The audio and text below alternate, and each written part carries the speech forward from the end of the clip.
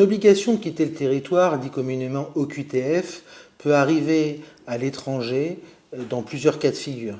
Le premier cas de figure, le plus fréquent, c'est un étranger qui va demander un titre de séjour et qui va se voir délivrer malheureusement un refus, et ce refus sera accompagné, dans la très grande majorité des cas, d'une obligation de quitter le territoire.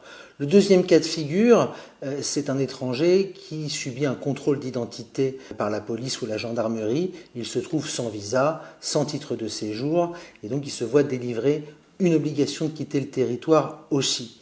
Le troisième cas de figure, qui rejoint le deuxième, c'est un étranger qui aura commis un délit ou tenté de commettre un délit.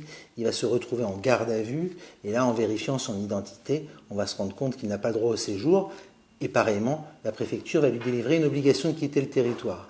Et le dernier cas de figure, plus récent, d'une manière en tout cas automatique, c'est le demandeur d'asile qui se voit rejeter sa demande de réfugié politique, et à l'OFPRA, l'Office français de réfugiés et apatrides, et à la CNDA, la Cour nationale du droit d'asile. Et donc, à l'issue de ce rejet définitif, une obligation de quitter le territoire lui est délivrée. L'avocat n'est pas obligatoire pour contester une obligation de quitter le territoire, mais il est fortement conseillé. Il est fortement conseillé car ce sont des recours extrêmement techniques. Et il est fortement déconseillé de croire que l'on peut uniquement utiliser ce qu'on appelle le recours gracieux ou hiérarchique qui est notifié dans la décision. L'accès au tribunal paraît quasi indispensable, selon moi, pour faire valoir vos droits, les réponses au recours gracieux et hiérarchique étant quasi inexistants.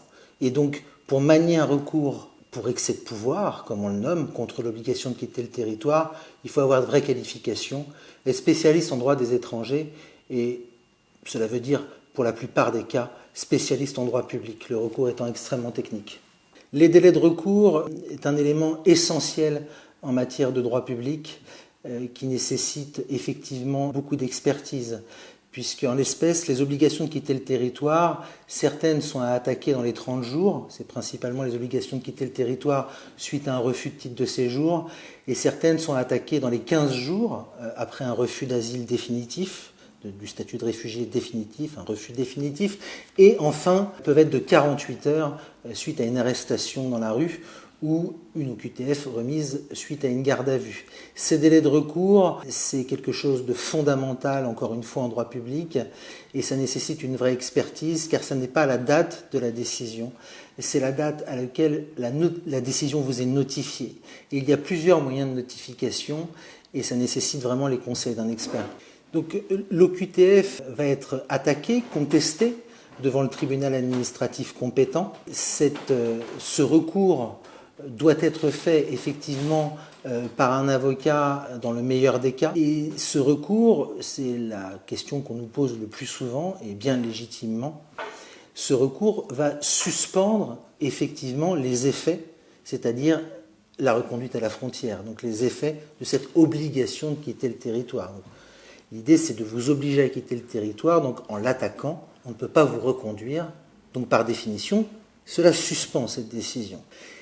Attaquer cette obligation de quitter le territoire devant le tribunal administratif a donc pour effet, en attendant la décision du tribunal, son jugement, de rendre cette décision inexécutable. L'OQTF ne sera annulée que le jour de la décision du tribunal. Mais si la décision d'OQTF n'est pas annulée, elle est toujours exécutoire. Et dans la plupart des cas, un recours cohérent fait par un avocat compétent débouchera sur l'annulation de l'obligation de quitter le territoire et sur l'injonction du tribunal au préfet de remettre un titre de séjour à l'étranger. Car annuler une obligation de quitter le territoire, c'est très bien, mais si on n'obtient pas un titre de séjour à la clé, ça n'a aucun intérêt. Donc oui, attaquer l'obligation de quitter le territoire suspend, mais n'annule pas sur le moment. Donc il faut être très vigilant.